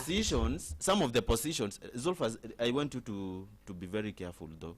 Why am I being careful? Positions, yes, some of the positions were just meant there to squander money. Because we haven't seen any women representative who is much active. Let me tell you now. To an extent, the person can be Felix, you break my heart. Felix, you break my heart. I don't like those people because at some point I can hear many women crying there. By the way, yesterday I encountered one of the women. Yesterday, why are we getting the women? Wakati even the members of parliament are not doing jobs, are not doing their jobs. But why are we saying everybody is squandering money? Everybody is. In fact, who does not squander? Let's them be the first one to do the first. Wacha tuulize tu swali yenye wanauliza. Let me fellow Felix, sorry. Anafanyanga kazi gani? Hiyo yenye unaelewa. Sasa senata ni mwenye mtu mwenye ana oversee mambo na financial and other things zile zinaenda kwa county. Governor ndiye ndio president wa county. Ina allocate. Okay, the women representative? Anafaa kurepresent wanawake na vitu zingine anaweza changia kwa society. Are the MP? Aha, nini constituency leadership. So tuseme MP, at least MP, MP ndio wanafaa kukua hapo. Unaona magavana, masenator, women representative, but then I don't see work that hapo ndio pesa inapotelea. Hata Kenya mahali tunakosea. Hapo ndio mahali pesa inapotea sasa. Let me tell you the truth. Yes? Unaona the fact that these people are there, they have got their own responsibilities that they are supposed to work with. Na sikuwa nataka tuende deep into this because women representative and all those maybe positions are also seats. Mimi sijaona mahali at some point, in fact, okay, to go direct to your point, some of the individuals are working, the likes of akina Sifuna, akina yule wa Kisii, they are working to an extent, hata wakienda mchanga wana pesa mzuri yenye wanaweza peana. Kwa nini? Others can come, mtu ni MP but anaweza peana pesa hapo, unaweza dhani ni nini, because ni pesa za watu zenye anaenda kufurahisha nao. Yeah, that's what we are saying. We want the government or the leaders that will look over this money yenye inaharibiwa. Hatutaki more debt outside the country. We want to sustain our country in a good way. We want to make our country kujisimamia in anything. Okay, you get? Okay, having a country. Hizi pesa zenye zinaenda huku sijui kwa nani and then zinapotea hivyo. And then we come and then start blaming each other. Tuna blame kwa kila mtu. Why? It's because our leaders are not serious. Our leaders are not working. And just there when you watauliza pesa ya birthday, when you watauliza pesa ya nini, and they are not even working for it. That is what almost 60% of the leaders are invaded by. You let me tell you, wakati mnakuja ku realize that anybody anafika na sema eti ninataka kusimama 2027, imekuwa like now this presidency seat inika inafanyiwa mchezo. You know, when you really need to talk about presidency, remember you are going to control millions of minds. Yeah. Unanielewa? This is not something that somebody can come before the camera, before the people and start maybe yapping. Unanielewa? But the fact that we have got freedom of speech and other things and maybe protected by the law, somebody can start maybe before the camera or before people and start maybe yobbing. Unanielewa? But right now, the way we understand, we have got many positions in the government that are just there to use mwananchi money. Kama hii yenye umesema ya senator na nini, sawa, na women rep. Hizo vitu, yes of course zipo, but they were created with a purpose. Unanielewa? Just like vile constitution na law yenye na rule Kenya ilitengenezwa na purpose.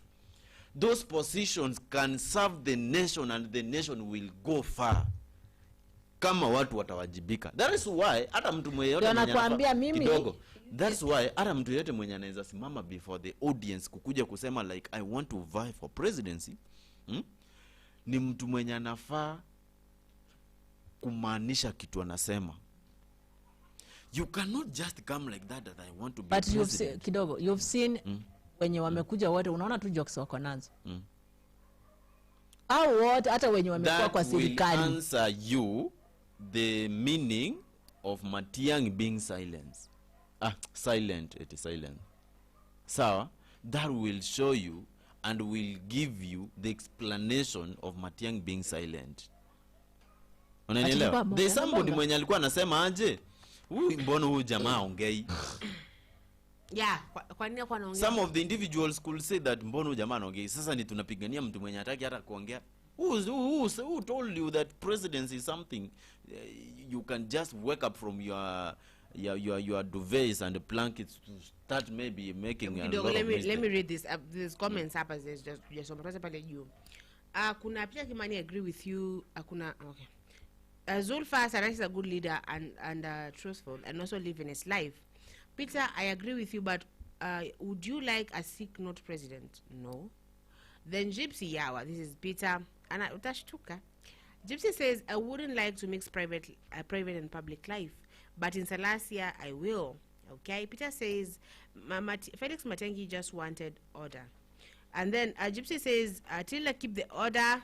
Order in the house. I always make sure that there's and then order. Felix, stop gaslighting Zulfa, stop. Because you are exaggerating. Because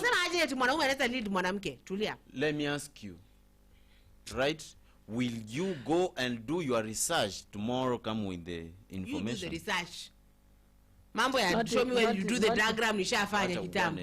Tunakuanga na women representative na hakuna mahali imeandikwa lazima akue mwanamke. Felix, I worry. I worry for the lady. Gugu. Gugu. Sawa, I worry for the lady. Consult the internet. I'm gonna consult Bixi. Bixi, hi. And then they say hi. Okay? Uko na simu ambayo inaongea Samsung humu. Hi. Sawa. So what am I saying? I'm saying please producer stable. Mine should be grounded. Yangu tu ifinyiliwe pale chini because sometimes I feel like waking and just with it. Unasema mtu zingine nasikia sawa, it's almost tipping. Let me tell you, Gypsy, sometimes you feel like just flying to Felix, like a saucepan or something. Now, on this one, I agree with on this one, I agree with Zulfa.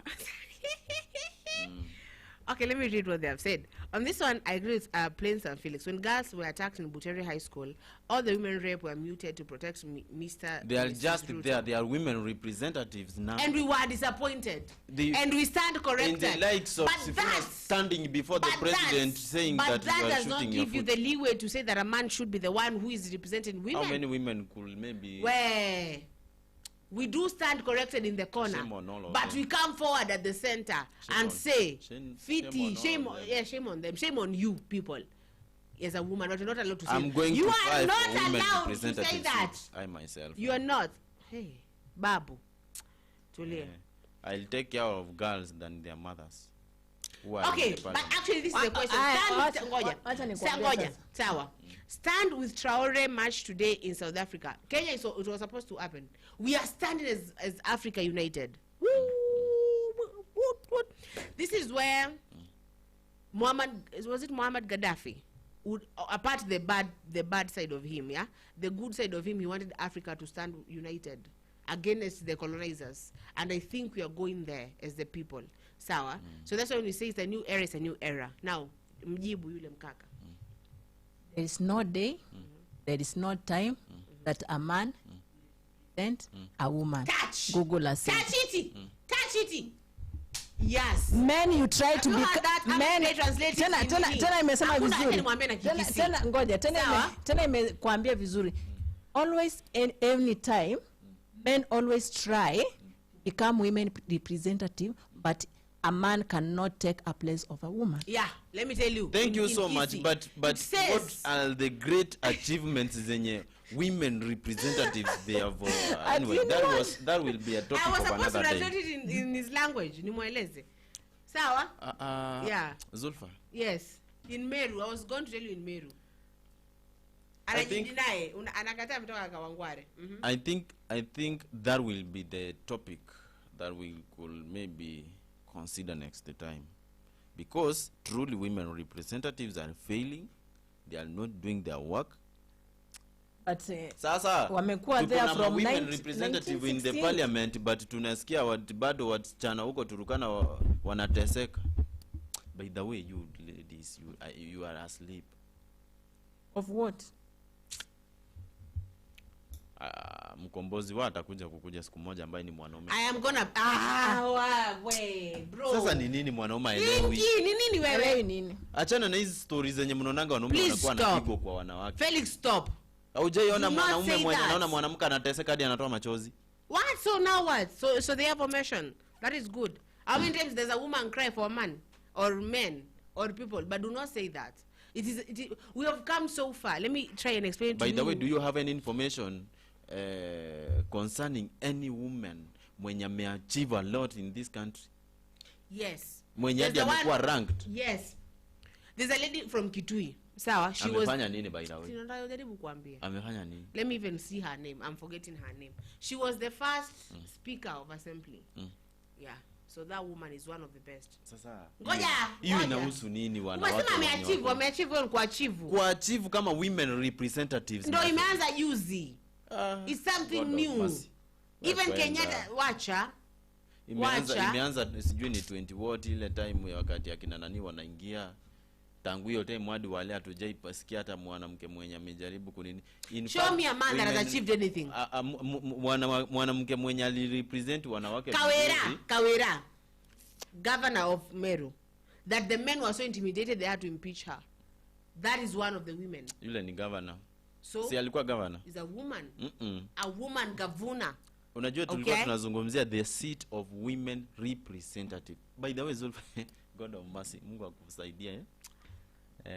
Utakuwa open minded though, don't worry. Felix, you're so closed minded that it is darkness in your brain. Okay. I'm trying to bring you into this era. You're still in that era where you feel like whereby you guys, you can also be mistreated at some point. Nobody can raise your voices. I will raise my own voice.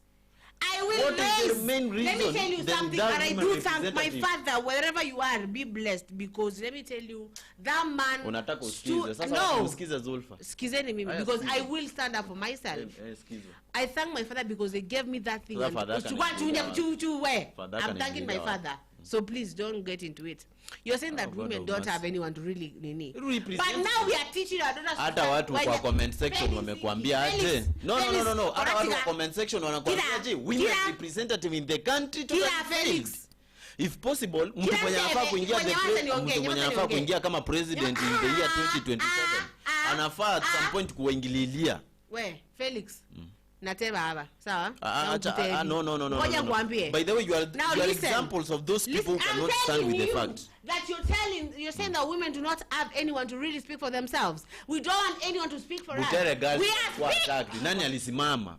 Akasema you are... The ladies themselves, those young girls stood up for themselves when they went... Hakuna women representative? Felix. Felix, kwenda na huko. Walijisimamia wenyewe, waliposimama wakaimba anthem ya Kenya. That was them. Speaking for themselves. Hakuna women representative mwenye angesimama hata parliament ya complain na hiyo kitu vile watoto kama nisimamishe producer nataka isimame hivi nisimame niongee. Another thing, police waliwarushia hadi tia gas. Hakuna women representative mwenye aliongea. We are teaching our daughters to speak for themselves, Felix. We don't need a man speaking for us. In fact, please, wanawake wote wanafaa. Do you need a man to speak for you, Felix? Felix, your name is on me now. Your name is on me. I don't know what's happening now. My voice is disappearing because you are shouting. You are shouting too much now. No. Because it's frustrating me. Zulfa, you are too noisy. You are too noisy. Bitch. And this is not a market though. Remember. Let me tell you, you make me be noisy because why? Sasa watoto wamerushiwa hadi tia gas. Na wakajiongelelea sababu mali imeshafika Felix. Mali imeshafika. Watoto waliumia, hawakuumia. Did you stand up for them because you are a man? Did you stand up? Hata uliingia TikTok uongelee story. Uliingia popote ukaongea, so nyamaza. Mimi sasa niko studio. I'm not a politician. Uliongea wakati ulisema in fact Felix ulikuja hapa. Salasya anataka kukuwa president. Ulisema ya kwamba what is you are saying now? No. You said that those girls were supposed to be nini because they were being used. You never supported those ladies. So nyamaza. Usije hapo kujifanya eti sasa wacha. Salasya will never be will not be now. Stop being too personal. No, it is not personal.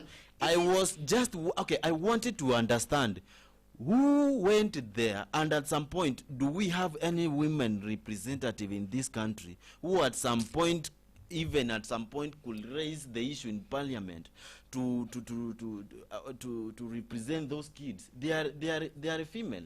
Another because thing, you said we have got many mothers undergoing a lot of difficulties outside there. Hakuna mtu mwenye amejaribu at some point kukua one of the most seen person mwenye na consider. Well, I was that person. Is why I'm requesting I was that person to be the president as from 2027. Kama maybe President Ruto kwa sasa ameshikika na hizi ona vitu kama hizi at some point. I oversee the work of these MPs women representatives and the likes of other leaders in the country, because truly other people are making the work of the president to be very hard. Kazi ya government inakuwa ngumu because of these burdens zenye wanaenda kujiongezea hapa. Watu wako hapo wanajiita women representatives, we don't even see what they are doing. Haya, wengine wako tu hapo, watoto wanarushiwa hadi tear gas. Hatujaona hata kuna mwenye alienda hata shule kuona kama ni wangapi waliumia, at least were raising any claim. I cannot feel ashamed to say that women representative seat in this country may fail. Sawa, and if possible, whoever going to be the president, and if possible, if the president is going to work on this, anafaa ajaribu ku oversee their duties kama wazinafanywa vizuri. Mtu hawezi enda kununua leso huko apelekewa mama wa kijiji kuwafurahisha eti leso na vitu zingine fani, but at the same time masilahi ya wanawake hatujaona yakizungumziwa. Peter Salasya amesema like anaweza kuwa president come 2027. Peter Salasya, truly let us be realistic. I wish you could come up with a program that maybe will make you be a president in future. Lakini si maybe kumeka some funny proposals before the camera and before the audience. Mimi naona ni funny kwa sababu unajua, let me tell you, not funny because he's trying his best. It is funny according to me. Why? I'm not maybe exaggerating or maybe thinking of talking something that I think will not convince people. Peter Salasya at some point naona mimi sijaimuona kama ako serious, kwa sababu mostly anafaa kuongea akiwa ni kama ni comedy juu. Truly mimi kama basi alikuwa serious sawa, unaona, but according to me, I wish he could come up with a program that will start shaping his career to presidency. Unaona, you cannot just come from nowhere uanze kusema 2027 sijui nini, then that is just comedy.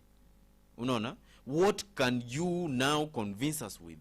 Somebody should come with a tangible information that maybe will convince us in a way that you are prepared enough. Hata Babu Wino mwenyewe saa hii siwezi sema like anaweza enda president, but anaweza. Yes, but Babu Wino ni watu wa 2032 and above, because even let me tell you, kiti cha presidency ni kiti ambacho kinataka mtu mwenye amekuwa well prepared for some time. Unaona, Traore, the likes of Traore from the other side of the continent, he is a young man, anafanya vitu kama president sijui ni wangapi wanaweza fanya kwa inchi moja, sawa? But ni kitu yenye hata ukikuwa very keen enough, ni mtu mwenye amekuwa observant for some time, yani for long, na ameona ni nini inafanyika. Ni ameingia kule akiwa well prepared psychologically, and at some point even from the likes of support from other individuals maybe who could help him. In fact, he was well prepared to face some of the issues that he decided to face. Unanielewa? That is why you see at some point anafanya kitu na inakuwa successful. Why? Si eti ni anafanya kwa sababu ya kubahatisha, ni maybe amekuwa akiobserve, amekuwa akimake some considerations zenye ako very sure that they won't fail him. Sijui kama mnanielewa my sisters. So ara ku-invade hiyo kiti ni amefanya kwa sababu alikuwa well. Let me tell you, Tilda, some of us, we were not trained to drive a car. We were not trained, but we took long before we started maybe to drive a car. I personally, truly, bila kudanganya ama kuwa biased, nil drive car nikiwa class 6. Na class 6 I don't know ilikuwa mwaka gani, ni kitambo, and I was very young. Unaniona, kitu yenye nilikuwa nina observe very keenly vile babangu alikuwa anafanya. Unaelewa? I'll be somewhere nikijaribu kuobserve anafanya aje, ana avoid aje kuleta shida in case of any emergency. Let me tell you the truth, the first attempt nilifanya ilikuwa gari nyingine kubwa sana na ilikuwa bus. I didn't even hit the side of the road, and I remember very well I was 17 years old. Unaona, wakati niliattempt hiyo bus. But kaa yenyewe hii kaa ndogo hivi, I was class 6. Unanielewa? But before I could do that, nilikuwa nimeona observation na nilikuwa nimetake precaution in case of any emergency. Ni clutch na brake. Unanielewa? Unajua ukikanya clutch umeiua nguvu, alafu brake itaisimamisha, sivyo? So Traore alifanya a lot of consideration. He was very much prepared to face some of the challenges zenye aliona zinafanyika akiwa nje ya serikali. That is the same thing most individuals in this country could do. Let me tell you, Babu Wino how would you know that these people are coming up, they have been observing the government from high? Kuna wengine akisidi tunajaji watu, and I'm very sorry juu hiyo nao ninaweza withdraw immediately after kusema. Kuna watu wengine enyewe nao unaona like they can do, yes, but they are not mature enough to be in that seat. Yeah, not now, maybe, but maybe in future. Like umesema kama sasa Salasya, he has that strong mind, yes, that strong will, but not yeah. now. I would say Babu now. I would say Sifuna now. Now they could. Like if they get the support really from the people, they would be. Traore did something magnificent, something out of this world. Babu right now is behind Kalonzo. Babu is behind Kalonzo. Yeah, no problem. Yeah. But let me tell you the truth. I, with my own observations, Babu can work better hata akipatwe presidency saa hii ama 27 hiyo. Tuache kuongea 27 sana. Hata saa hii, sawa? Kwa sababu let me tell you, he has got some aspects that are convincing. Nikuulize swali. Hata kama maybe tunafaa kuishi na freestyle life kulingana na vile maybe wao huko, na uwezi yakia mtu limit ati wewe ni leader usifanye hii, wewe ni leader usiishi hii life yenye iko hivi, sawa? Have you seen Babu Wino akiishi life yenye inakaa like inakaa awkward? He's married. His wife is one intelligent woman, so a very courageous woman, so no. We want an official person like him. Babu Wino hata nywele yake si kama yangu. It is well cut. Yes? Leadership pia inategemea the nature of the person. Somebody like Awajako is a good leader, by the way. Unanielewa? Is a good leader. Why do you say that? Wait. Somebody like him is a good leader. But truly, presidency, ninaogopa kidogo. Why? Akuna ile akuna aspect fulani yenye haiko official. Haiko official completely. Akuna ile aspect fulani yenye haiko official, but he's a good guy. He is smart upstairs. Mnanielewa? Hiyo ni kulingana vile mimi ninaona. Pia yule anaweza kuwa na reason yake, inaweza panda na mpenda, anaweza mpea kura ya presidency kwa mfano. But let us be realistic truly. Presidency si kiti yenye mtu anafaa kupea ovyo hivyo. This is a country. You cannot give somebody kiti ya presidency the likes of Morara Kebaso. Aende kutuonyesha vile anaweza vaa kiatu ya milioni 2. We don't want such shits. Afadhali shits. Umekuja pale kwa Morara Kebaso. No, Morara Kebaso is we share a lineage. Yeah. So it's okay. Bro. That's why I saw you looking like them. I hated them. Mnafanana. We don't look alike. Yeah. Mnafahana. No, I don't look. And that's why I was so mad when you didn't tell me that he's married. Mimi niko na kichwa kubwa. Yeah, kuna kichwa kidogo. So, I'm saying this.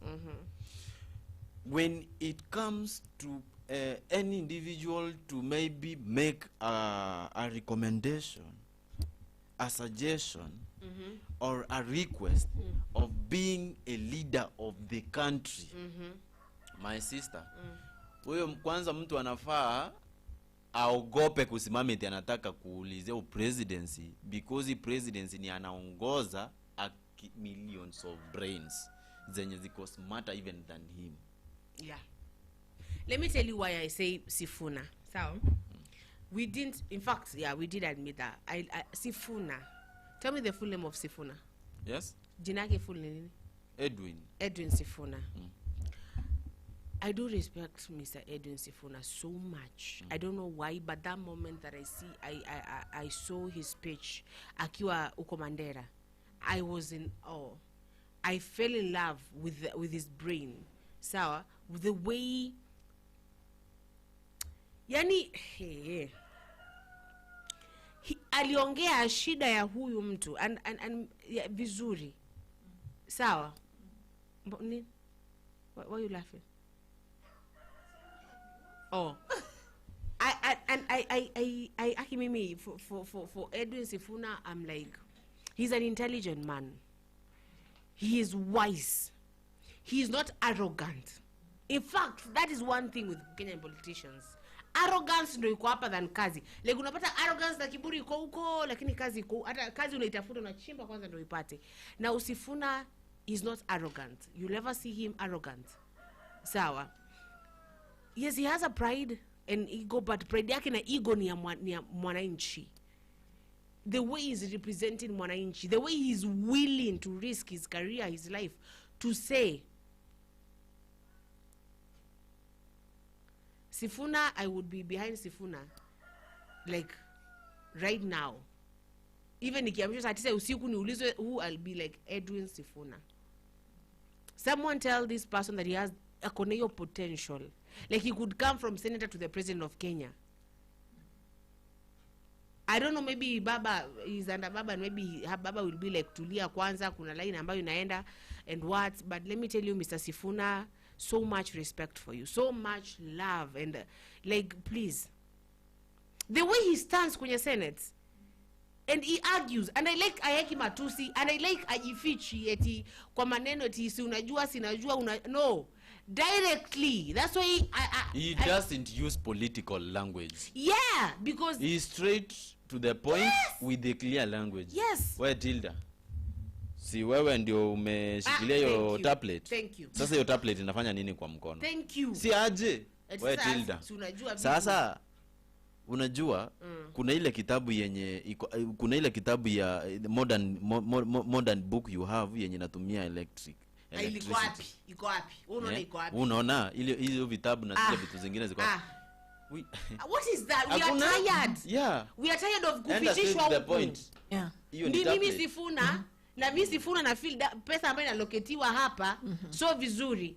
Na wewe kama president hatuwezi kuambia pole sababu ni mwiba kujidunga. You have people around you who are not good. That's Mr. Sifuna. Mr. Sifuna, please. Aki, we would be, and I would be, mimi kama Zulfa wa hapa KNA, I would be behind you. Because we need leaders who know they are working for the people, not these other people. Anajua mimi niko hapa sababu ya hawa watu, na hawa watu ndo ara mwana akuwa governor wa Nairobi by the way. Everything has got its own time though. So, by the way, kumbe kuna message fulani sikuona hapa. We should have equality CS, not a gender rape. Yeah, that would be good. Because it's causing divisions. By the way, hii kitu ilifanywa ukasimama, si ndio? Yeah. Mimi naweza kwa equality CS nini? No. CS, I would be. Because not a gender rape, because it is causing divisions, not a gender rape. Yani women rape. Let even a man to represent women.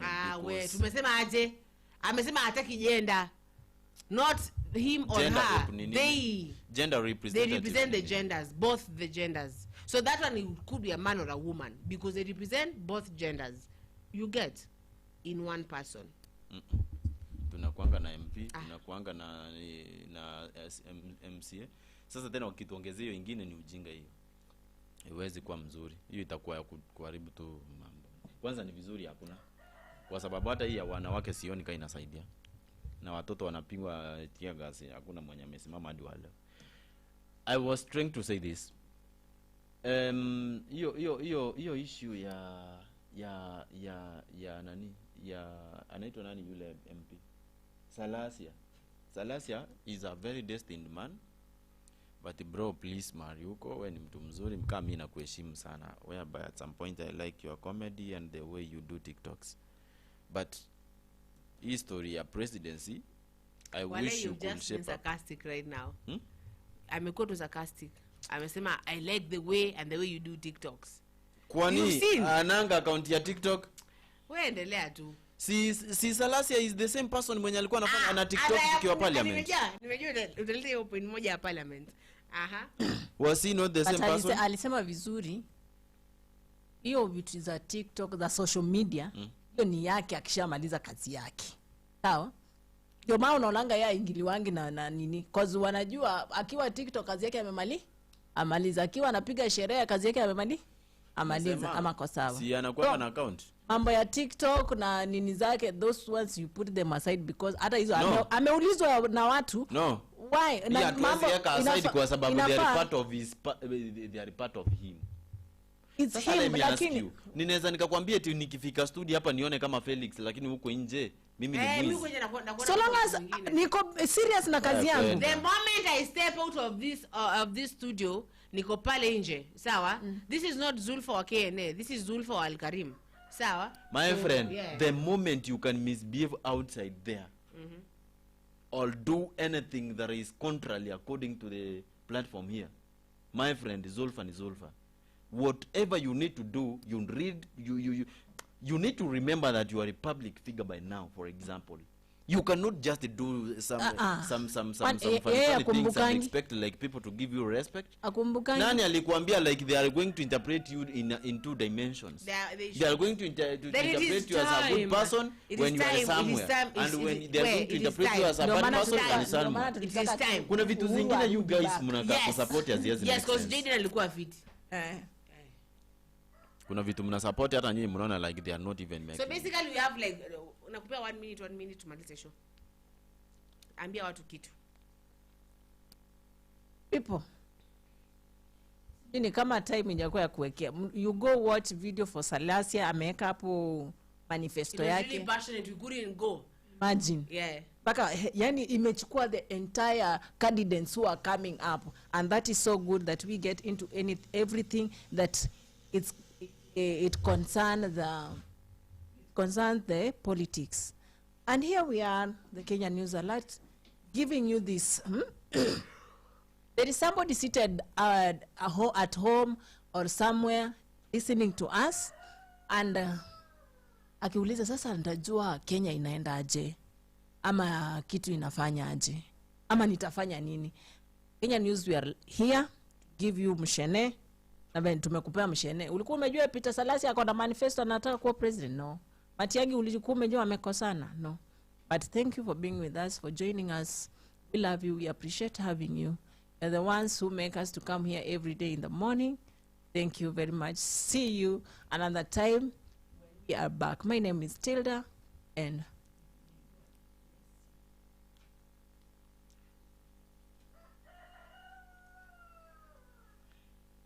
Thank you so much, guys. Thank you so much. I appreciate. This is also my word. I cannot maybe go against any interest of any individual in the country. But guys, presidency is a section that really needs a lot of attention when it comes to make selections, that even for those people who are supposed to vie. Na hii kitu yenye nimesikia Tilda anasema eti Matiang'i sijui amekasirika, sijui amesema aje. I can say that Matiang'i is a man of no thank you. Mtajimalizia. So the moment anaona like there is something that is meandering in any way, haezi kubaliana na hiyo. Juu mimi ninamjua. Yeah, grow nikimuona mahali. So I know that guy very well. So kuona ameanza kubehave hivyo ni ujue there is something that he doesn't like in that organization. Is there? Okay, you have said your name. Say your name. Say your name so that I can answer you. His name is plain San Felix. Now, is there KFC in Kitengela? So thank you so much for joining us. My name is Plain San Felix. KFC. And I really appreciate you guys for joining me. and my colleagues here. May we meet in the next show. Thank you. Yeah.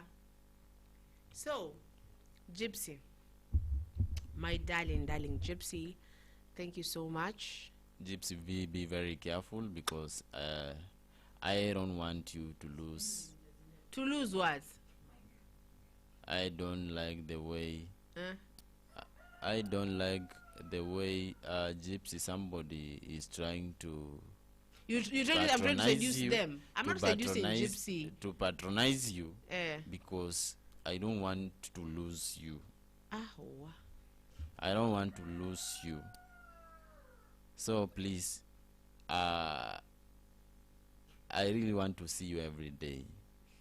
I don't want to lose you, Gypsy. I'm facing you, Gypsy. I don't want to lose you. So be very careful. Don't allow too much patronizing from my sister. Hilo unajaribu kusema nini? Aseme tu directly tunasema. Sema tu. Tumesema mambo ya politics. Politician hivi hapana. Sasa wewe unataka kumdanganya. Sababu yangu. Unataka kuna mdanganya akigundua tulikuwa unamdanganya ndiye akasirika. Na mdanganyaje? Mimi nimempenda Gypsy.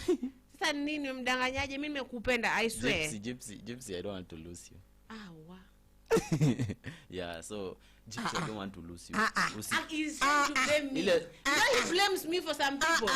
He says I'm the reason why they're not here. You have questions to answer. Yeah, they will answer those. Gypsy, I don't want to lose you. You have questions. Gypsy, you have to tell me what's going on. No. Fellow. Zima mic ya fellow. No. Gypsy, I don't want to lose you though. Gypsy, no one wants to lose you. You are dimension though. But why you saying they're gonna? I'm just appreciative. But I would like you could hear those words from the other sister. Sister say. Yes. If you could do it, I'm gonna ask you a question. If you could do it, I'll be much comfortable. Sister, let me ask you something. Tilda, come on. Am I the reason why people went? Am I the people went because they wanted to go?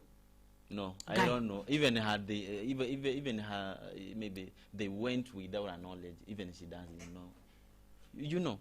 Don't blame me. No, nobody. Fellow, in fact, they haven't gone. Yes, they are still here. They are there. Thank you, Gypsy. If you are above, then I was fearing. I was in fear. Kwanebu, let me ask you. Am I not allowed to just say thank you? But you are using a very. Thank you though. It goes really good by saying darling Gypsy. One even naenda vizuri. He says Queen Zulfa nani. So I'm saying thank you darling Gypsy. Wala na take personal by the way. Sijui ni kama nataka nimwambie thank you darling plains and feelings. No. Does it feel good? No, I don't feel good when you call me that. Then let me call darling Gypsy. What is wrong with you? Now Gypsy, I do Aki for real. From the depths of my heart, I do really appreciate everything that you do for us. So much. Like I told you, you're a mythical, I'm gonna say just a mythical creature to me. Gypsy, the way you are. Gypsy, don't listen too much, please, if you don't mind. Fellow is trying to do something here which I don't understand. Umetumwa na nani Felix? Nani amekutuma hapa kuja kuniharibia prospects? We nenda. Guys, we love you. We love Gypsy, you. Obedani, Peter I would Kimani, like Tilda to do it. Okay, Tilda, do it. please. Appreciate that. I'm requesting you to thank all those. No, it's the work of the host. To thank. Yeah, to thank the If you members can't of do the. it, No, please. don't take kazi ya wenyewe. No. Peana tu mkono iende. Are you going to do it or not? The host. Host, aya. Host yafanye. Gypsy, you're a mythical creature. Hey, Gypsy, don't take everything, please. Nimeacha basi. Aki, nitasikia raha. Nimeacha. I'll be very happy. Namwambia personally. Nampigia yeye simu nitamwambia. Ambia watu kitu. Okay, what I can say is this presidency thing right now, it looks shaken. Thank you. So shaken that we see Ruto coming back again. If it goes this way. Na kama hatutaki, let us set our priorities straight. That is what I'll say. I do love you so much, people. Acha kuniangalia vibaya. And I'm your host, Zulfa. Oh, this is the new merchandise.